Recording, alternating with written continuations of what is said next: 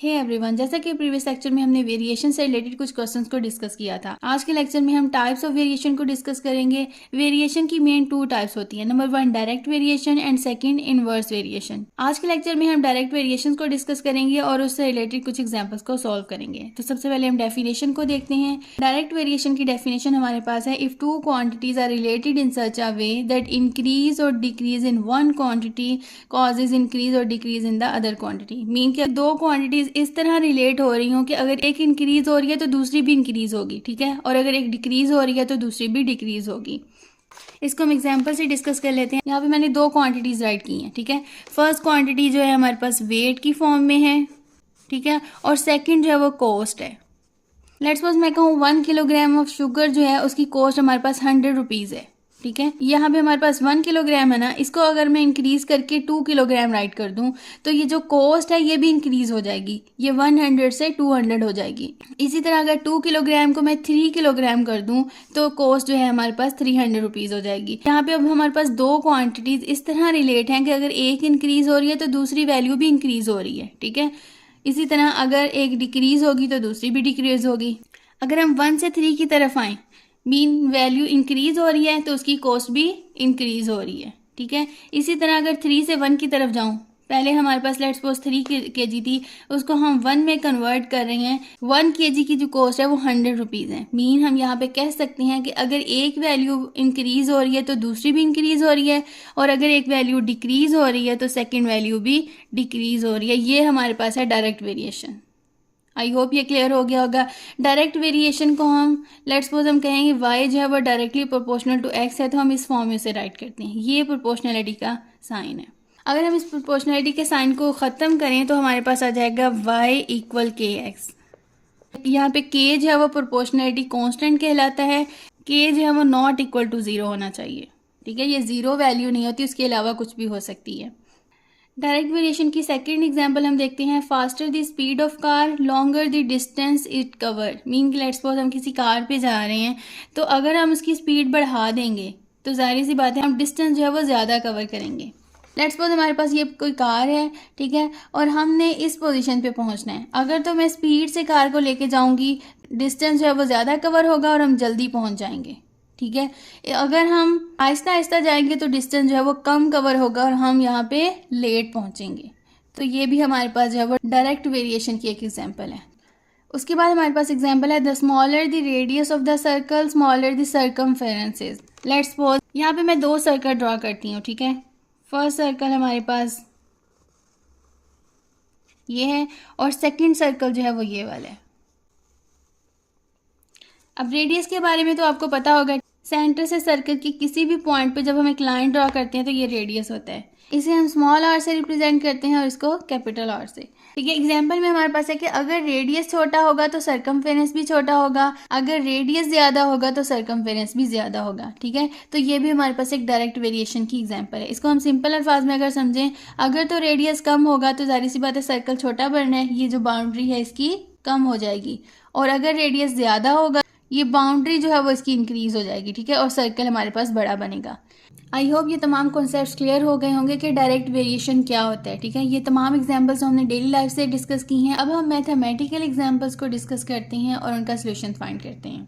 Example number 1 की statement हमारे पास है, find the relation between distance d of a body falling from rest varies directly as the square of the time t. Neglecting air resistance, find k if d equals 16 feet for t equal 1 second. Also drive a relation between d and t. Example number 1 में हमारे पास given है कि distance d जो है ना वो varies कर रहा है directly to the square of the time t, ठीक है।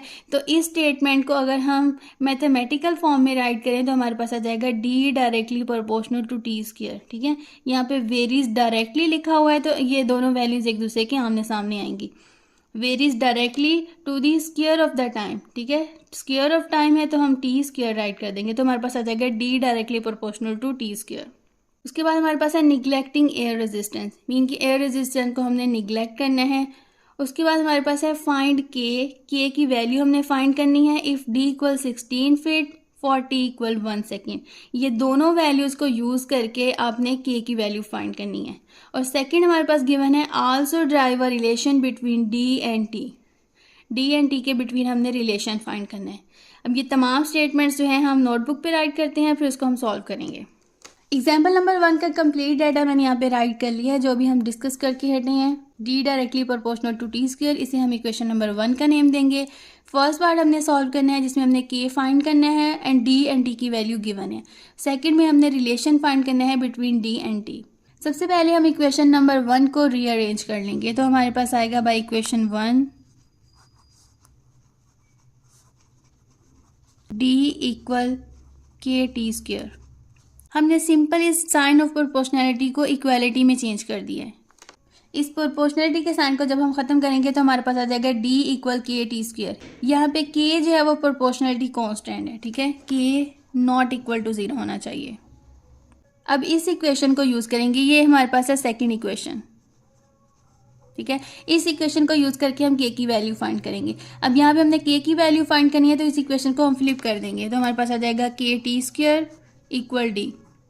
अब के की वैल्यू हमने यहाँ पे फाइंड करनी है, जो उसके साथ वैल्यूज़ हैं उनको हम राइट साइड पे शिफ्ट कर देंगे, तो आ जाएगा K equal D by T square. यहाँ पे हमारे पास डी भी गिवन है एंड टी भी गिवन है। के इक्वल डी की वैल्यू हमारे पास 16 है और टी की वैल्यू 1 है, तो 1 स्क्वायर राइट कर देंगे, ठीक है। तो के हमारे पास सिंपल आ जाएगा 16। ये हो गया हमारे पास फर्स्ट पार्ट। अब सेकंड पार्ट में हमारे पास गिवन है कि रिलेशन फाइंड करें बिटवीन डी एंड टी। ये जो सेकंड इक्वेशन है इसको यूज़ करेंगे, तो हमारे पास आ जाएगा डी इक्वल के की वैल्यू 16 है, तो यहाँ पे हम 16 राइट कर देंगे और T square as it is आ जाएगा, ठीक है। अब ये हमारे पास जो है वो डिस्टेंस डी एंड टी के दरमियान रिलेशन है, तो लास्ट में आप यहाँ पे स्टेटमेंट राइट कर सकते हैं, which is the relation between the distance D and time T. ये हमारे पास फाइनल आंसर है। अब हम एग्जाम्पल नंबर 2 को सॉल्व करते हैं। इसकी हमारे पास स्टेटमेंट गिवन है, if Y varies directly as X find. यहाँ पे 3 पार्ट्स गिवन है, ठीक है। फर्स्ट पार्ट में हमने इक्वेशन फाइंड करनी है connecting X and Y. Second part में हमने के की वैल्यू फाइंड करनी है और रिलेशन फाइंड करना है बिटवीन एक्स एंड वाई। और थर्ड पार्ट में हमने वाई की वैल्यू फाइंड करनी है। एक्स हमें गिवन है 21। तो अब हम इसे सॉल्व करते हैं। ये जो हमें दिया हुआ है ना, Y varies directly as X, start में स्टेटमेंट राइट करेंगे given that Y varies directly as X, तो यहाँ पे हम राइट करेंगे Y directly proportional to X, ठीक है। ये हमारे पास इक्वेशन नंबर 1 है। अब हम फर्स्ट पार्ट को सॉल्व करते हैं। फर्स्ट पार्ट में हमने इक्वेशन फाइंड करनी है कनेक्टिंग एक्स एंड वाई। ये प्रोपोर्शनलिटी का जो साइन है इसको हम रिमूव करेंगे, तो हमारे पास आ जाएगा वाई इक्वल के एक्स, ठीक है। यही हमारे पास रिलेशन होगा एक्स एंड वाई का। अब हम सेकेंड पार्ट सॉल्व करते हैं।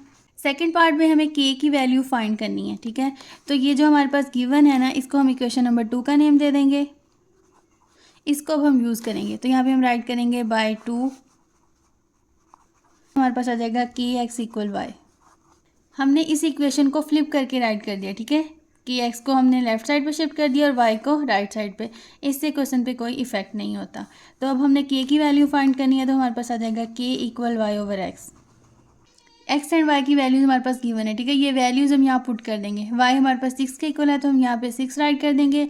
एक्स 7 के इक्वल है, तो 7, तो के की वैल्यू आ जाएगी 6/7। के फाइंड करने के अलावा हमने यहाँ पे रिलेशन फाइंड करना है बिटवीन एक्स एंड वाई, ठीक है। इस वाली इक्वेशन में हम के की वैल्यू पुट कर देंगे, तो हमारे पास रिलेशन आ जाएगा बिटवीन एक्स एंड वाई, ठीक है। तो यहाँ पे हम राइट कर देंगे वाई इक्वल के की वैल्यू 6/7 पुट कर देंगे और साथ में हमारे पास आ जाएगा एक्स, ठीक है। ये रिलेशन है। जो जो आपके पास आंसर आ रहे हैं ना, उसे आपने अंडरलाइन कर देना है। ये हमारे पास रिलेशन है। अब हम सी पार्ट को सॉल्व करते हैं। अब सी पार्ट में हमने y की वैल्यू फाइंड करनी है व्हेन x इक्वल 21, ठीक है। ये जो सेकंड इक्वेशन है ना, इसी को हम यूज़ करेंगे, तो यहाँ पे हम राइट कर सकते हैं बाय इक्वेशन 2, ठीक है, ताकि क्लियर हो जाए कि हमने क्या यूज़ किया है। हमारे पास आ जाएगा y इक्वल के एक्स। अब y की वैल्यू फाइंड करनी है, तो हम ये y को हम लेफ्ट साइड पे रहने देंगे। y इक्वल के की वैल्यू हमारे पास 6/7 है। x यहाँ पे 21 के इक्वल है, ठीक है। ये वाली वैल्यू हमने पुट करनी है, तो x की जगह हम यहाँ पे राइट कर देंगे 21।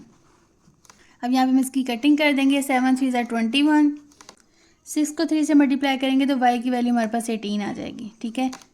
ये हमारे पास एग्जाम्पल जो है वो कंप्लीट सॉल्व हो गई है। इस एग्जाम्पल के तमाम पार्ट्स को हमने सॉल्व कर लिया है। अब हम नेक्स्ट एग्जाम्पल को सॉल्व करते हैं।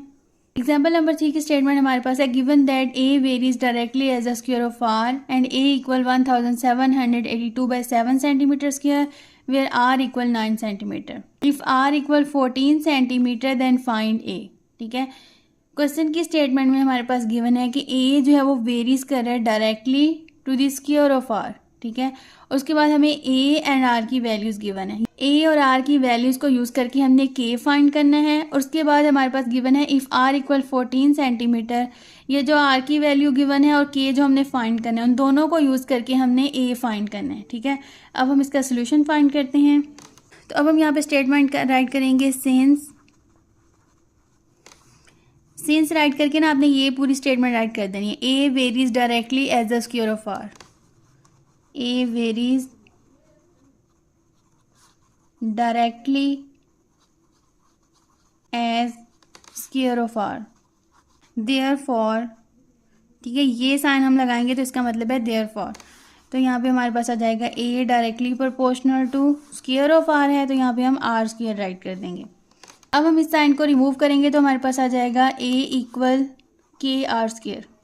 ठीक है, ये हमारे पास इक्वेशन नंबर 1 है।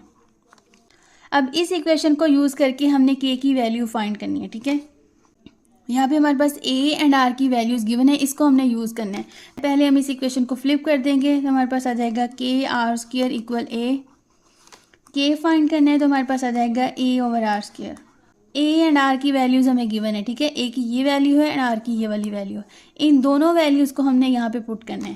ये रिकॉर्डिंग करते थोड़ा सा मिसिंग हो गया था। हम a की वैल्यू पुट करेंगे, वो हमारे पास है 1782/7 एंड r की वैल्यू 9 है, तो यहाँ पे 9 का स्क्वायर आ जाएगा क्योंकि यहाँ r का स्क्वायर है। ठीक है, ये जो वैल्यू है इसे हम एज इट इज़ कैलकुलेटर पर टाइप करेंगे। ठीक है, यहाँ पे मैं आपको करके दिखा देती हूँ। सबसे पहले आपने ये वाला बटन प्रेस करना है, तो हमने उसके बाद अपनी वैल्यू राइट करनी है 1782 डिवाइडेड बाई 7। ओवर में हमारे पास 9 स्क्वायर है, तो यहाँ पे हम 9 का स्क्वायर राइट कर देंगे। इक्वल साइन प्रेस करेंगे तो हमारे पास वैल्यू आ जाएगी 22/7। तो k की वैल्यू हमारे पास आ जाएगी 22/7। उसके बाद हमारे पास गिवन है if r equal 14 centimetre then find a। ठीक है, अब ये जो r की वैल्यू है इसको यूज़ करके हमने a फाइंड करना है। अब हम यहाँ पे अगेन इक्वेशन नंबर 1 को यूज़ करेंगे। ठीक है, ये हमारे पास है a इक्वल k r स्क्वायर। a हमने फाइंड करना है तो इसे हम as it is left side पे रहने देंगे। k और r की वैल्यूज़ पुट कर देंगे। k की वैल्यू जो अभी हमने फाइंड की है 22/7 और r की वैल्यू हमें गिवन है 14, तो यहाँ पे r की वैल्यू हम 14 पुट कर देंगे और होल स्क्वायर आ जाएगा। उसके बाद हम 22/7 को एज इट इज़ राइट कर देंगे। 14 का स्क्वायर लेंगे तो 196 आएगा। ठीक है, 196 को हम अगर 7 पे डिवाइड करेंगे तो हमारे पास आ जाएगा 28। ठीक है, इस 28 को हम 22 से मल्टीप्लाई करेंगे तो हमारे पास आ जाएगा 616 जो a की वैल्यू है। तो a हमारे पास आ जाएगा 616 सेंटीमीटर स्क्वायर। अब हम एग्जाम्पल नंबर 4 को डिस्कस करते हैं। इसकी स्टेटमेंट हमारे पास है if y varies directly as cube of x and y equal 81 when x equal 3, so evaluate y when x equal 5। अब स्टेटमेंट में हमारे पास है कि y जो है वो वेरीज कर रहा है डायरेक्टली, ठीक है, एज क्यूब ऑफ x। ठीक है, तो यहाँ पे हम स्टेटमेंट राइट करेंगे। यहाँ पे हमने स्टेटमेंट राइट कर लिया है given that y varies directly as cube of x। तो यहाँ पे हमारे पास आ जाएगा y directly proportional to x cube. ठीक है, इसको अब हम डायरेक्टली प्रोपोर्शनलिटी का साइन जो है वो रिमूव करेंगे तो हमारे पास आ जाएगा y इक्वल के एक्स क्यूब। ठीक है, ये हमारे पास इक्वेशन नंबर 1 है। अब यहाँ पे हमारे पास गिवन है y equal 81 one x equal 3। इन दोनों वैल्यूज़ को यूज़ करके हमने k की वैल्यू फाइंड करनी है। ठीक है, तो यहाँ पे हम राइट करेंगे k x cube equal y, k equal y over x cube.